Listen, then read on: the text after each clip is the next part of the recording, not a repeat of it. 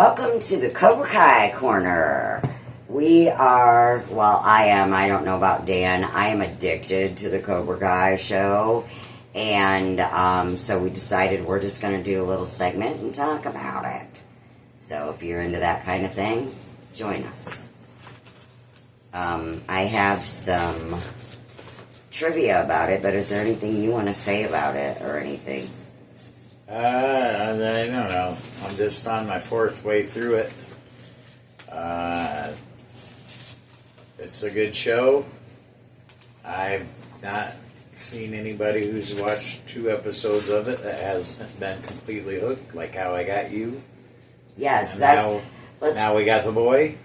Let's tell him how it started. He started watching it, when it first came out, and I wasn't really into it.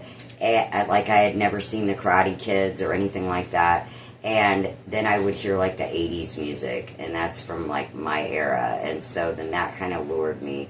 And then I was like, I'll try to watch it. So then we, binge-watched it. We were sick. We binge-watched it in, 4 days or something like that.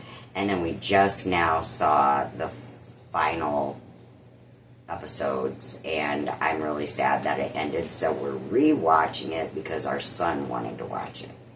So I'm still so into it. I love it. I think one of the most interesting things about the show is how they got every single person to come back that was ever in any of the 3 movies.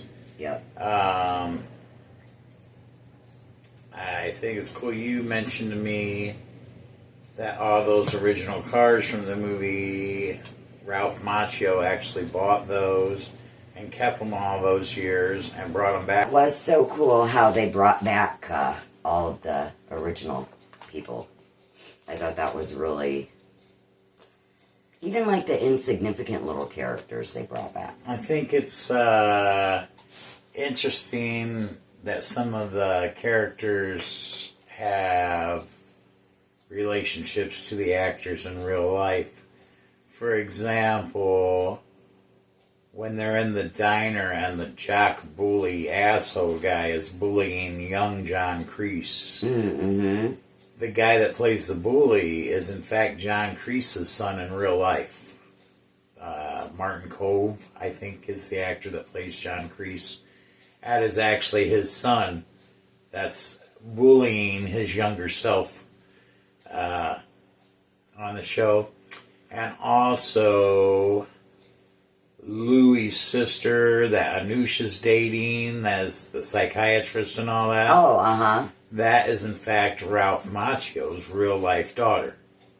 Oh, that's really cool. I think it's kind of cool that they involved some of their own family members in it. And another thing I think is cool is it seems like they've granted a lot of interviews to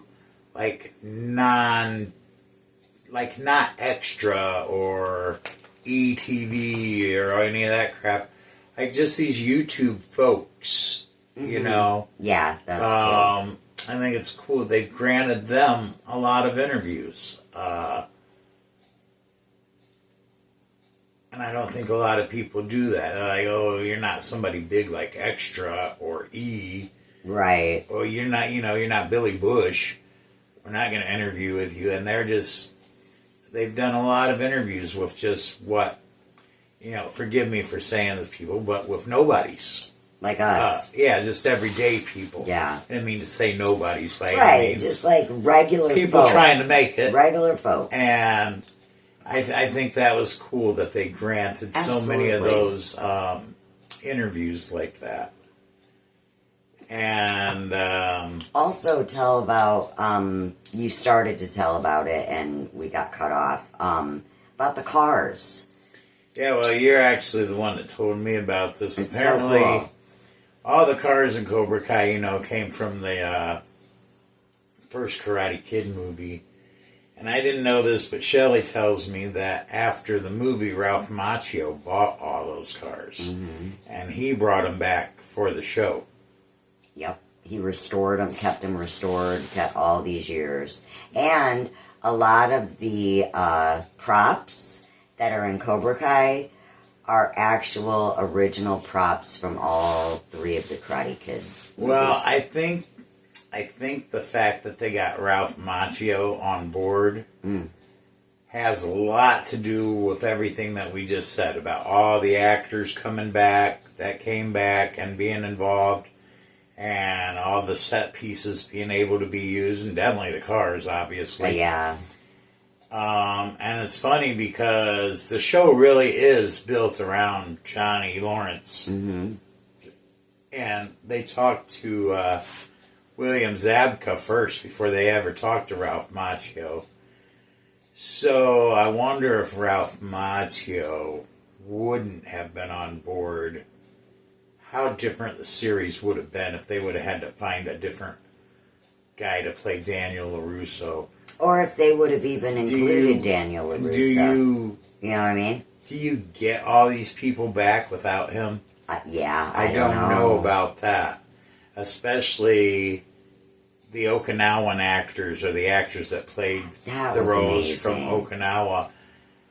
I think that Ralph Macchio must have developed and kept a good relationship with them over the years. He seems like he's a very nice man. Because, like I said, I just don't think they could have pulled it off this way without him. Yeah. So, even if whether he's your favorite character or your least favorite character on the show, I think that the show would be completely different had they not gotten him on board. And I think they could have still made a good show, but I don't think it would have the same charm that it does with all the original things and all the original actors.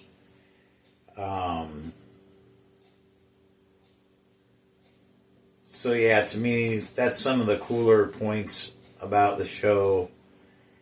I think it gives a lot of kids confidence, and honestly, if you want to know, I remember watching the original Karate Kid movies, and it gave me an air of confidence, like, yeah, you could do this if you wanted to, if you applied yourself. And you don't have to take this crap from bullies or anybody else. And, you know, that's during the times when movies had good morals and stuff like that. Well, along those lines, I've been researching a lot of these martial art actors, and you know, like, they really do the martial art. Like Scott Atkins, he got into martial arts because when he was 13, he was robbed. You know, a lot of them get into it because they want to be able to defend themselves. Well, certainly. Even Mike Tyson took on the school bully when he... and he didn't even like to fight back then. And when he hurt one of his pigeons, though, it was on. Oh, it was on. You don't mess with the boys' pigeons. I think we know what happened to Mike Tyson's life from that point forward. So yeah, a lot of people, that's the difference. Today, kids just cry about it and say they're being bullied, and boo-hoo. I know a lot of people are. Or as Johnny says, quit being a pussy. Yeah. You know, back then, you felt like you could do something about it. Yeah. Now it's and like, nobody was gonna die. Yeah. You fought your own battles. You didn't go cry to your mom. You know? Right? Right. And, you know, I think another thing about the show is the roller coaster that it takes you on with the characters. Absolutely. You love them, then you hate them. Then you love them again, then you hate them. Yep. Personally, Hawk, ever since you became an asshole, your little apology didn't work I like for Hawk. me. I still think that you're an asshole. Even after the last episodes, I still think you're an asshole. I don't like that he doesn't remember where he came from. You were just a spindly little lip, remember? I don't like that, but I do like Hawk. I like him. I thought when they cut his mohawk off in the show, You know, we were all supposed to feel really bad for him or whatever. I thought he got his just desserts. He liked that I part. was glad Yeah. that he got his damn mohawk cut off. I don't forgive him just because he says, "Ooh, I'm sorry for everything." Let's discuss what everything is here, Hawk. Yeah. You broke Dimitri's arm. Yeah. You trashed the dojo. You stole the medal of Stole honor. Miyagi's, Mr. Miyagi's You medal of turned honor. against Johnny and that whole thing. There's no end to the asshole of which you've been. How mean was he to his best buddy, Dimitri? Well, he broke his arm. I mean, but he was so mean to him, and they were like bros. They were binary bros. And all he has to do is help out in one fight and say, "Ooh, dude, I'm sorry about everything." And he's cool again. That pisses Not him in off. my book. I can That hold a pisses him grudge off. longer than the average Joe. And I'm sorry. I would have if I was Dimitri, I'd have let him help me win the fight. Then I'd have turned around and broke his damn arm and been like, "How do you like that? How you like me Yo, now?" you thought we were friends? Guess what? How's it feel to think we're friends and then have me break your arm, bitch? That's where I am with Hawk. Okay, question. Favorite character? Yeah. Johnny. Favorite character, honestly. Hands down, no. Johnny. You know, if I really, really think on it, And then Quan. my favorite character is Robbie Keane. I like Robbie. Robbie Robbie's cool. Keane's got a rough go of shit from the get-go. Yes, sir. His dad wasn't there for him. His mom's a piece of shit, drunken whore. I mean, they're Piece both of shit, drunken whore. I mean, they're both trying to get better throughout the whole series, and they both do get better They throughout do. the series. Good for them. But Robbie also has to deal, and does it beautifully, with always coming in second place. Yeah, he's a very noble And here's classy. if you make the relational difference, he's Johnny Lawrence's son. Coming in second place destroyed Johnny Lawrence. Yeah. Ruined his whole life. Robbie never let that happen. Robbie class never let act, coming in. baby. He got tired of coming in second. He said, "I can't come in second again." But he never let it destroy him. Clear up until the end, he didn't let it destroy him. Even when he couldn't go on in the Saikai Taikai, it didn't destroy him. And I think that's a good, instead of a parallel, an intersecting line between the movie and the series. Because you see, if you want a parallel, in the series, Johnny's really Mr. Miyagi, and Miguel is really Daniel's son. That is a much closer relation That's than true. Daniel and any of his students, or Johnny and Robbie. The best parallel between the two is Johnny and Mr. Miyagi, and Miguel as Daniel's son, who wins the tournament and wins the Saikai Taikai, uses the crane kick like Daniel's son did when he wins the The crane championship. kick.